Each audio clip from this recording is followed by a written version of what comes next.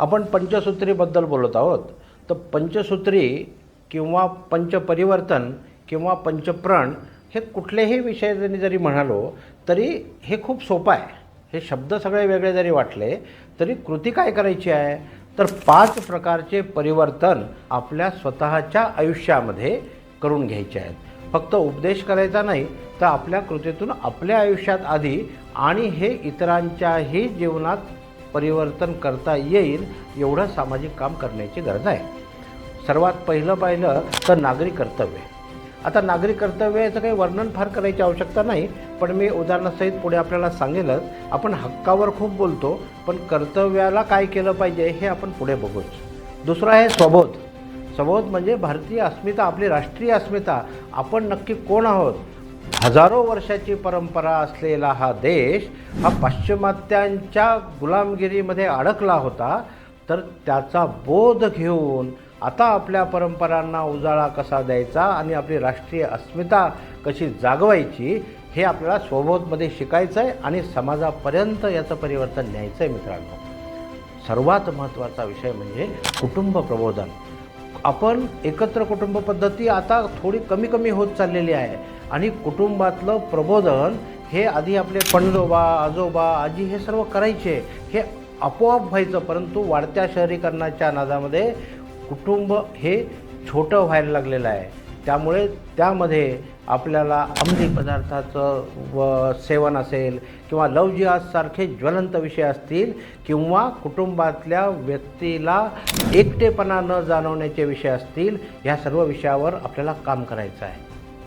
सर्वात महत्त्वाचं आहे आणि आजच्या काळात तर ते खूप प्रकर्षाने जाणवणारी गोष्ट ही चौथी अशी आहे की सामाजिक समरसता ही काही भाषणातून आणि फक्त बोलण्यातून दाखवण्याची गोष्ट नाही आहे. सामाजिक समरसता ही स्वतः कृतीतून जपावी लागते.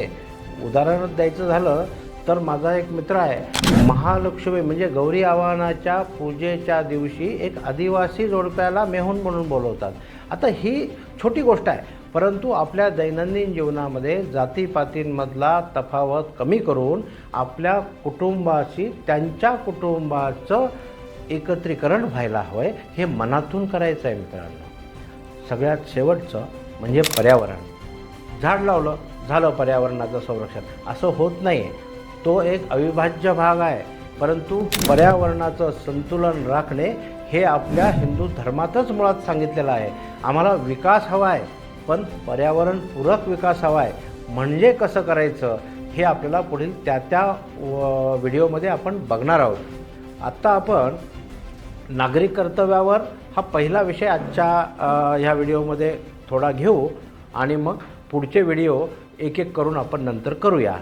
तर या नागरिक कर्तव्यामध्ये आपल्याला हे लक्षात घेतलं पाहिजे की आज प्रत्येकजण उठतो आणि हा माझा हक्क आहे. छोटं उदाहरण द्यायचं झालं तर कुठल्याही कार्यालयात जाऊन फेसबुक लाईव्ह करणे, व्हिडिओ करणे आणि सांगणे की हा आमचा हक्क आहे. अरे हो, हा हक्क पूजनीय डॉक्टर बाबासाहेब आंबेडकरांनी घटनेने तुम्हाला दिला आहे, परंतु त्याबरोबर स्वैराचार न करता आपली कर्तव्य पण काय आहेत हे कधी आपण अभ्यासणार आहोत. तर आपली साधी कर्तव्य आहेत.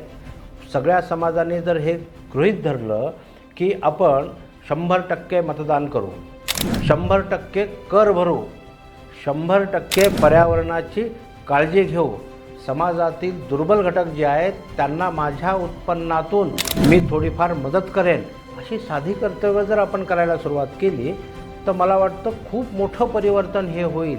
आपल्याला अचानक कुठलीही गोष्ट आज पेरली आणि उद्या उगवली असं करायचंच नाही आहे. आपल्याला काय करायचं आहे तर ह्या गोष्टीमध्ये समाजातल्या प्रत्येक घटकांनी बोललं पाहिजे, प्रत्येक घटकांनी वागलं पाहिजे. आता प्रत्येक गोष्टी ह्या रोज करण्याच्या नाही आहेत, परंतु ज्या गोष्टी रोज करण्याच्या आहेत त्यामध्ये ट्रॅफिक सिग्नल आपण रोज बाहेर जातो ते तर पाळले पाहिजे. आपण पाळत असताना इतरांनाही सांगितलं पाहिजे की बाबा ह्या झेब्रा क्रॉसिंगच्या मागे उभा राहा. एवढं तर आपण करूच शकतो. मला वाटतं की अशा छोट्या नागरी कर्तव्यांमधून आपण आपली देशाप्रती असलेली शिस्त ही पाळूया आणि अशा प्रकारचं इतरांनाही सांगूया.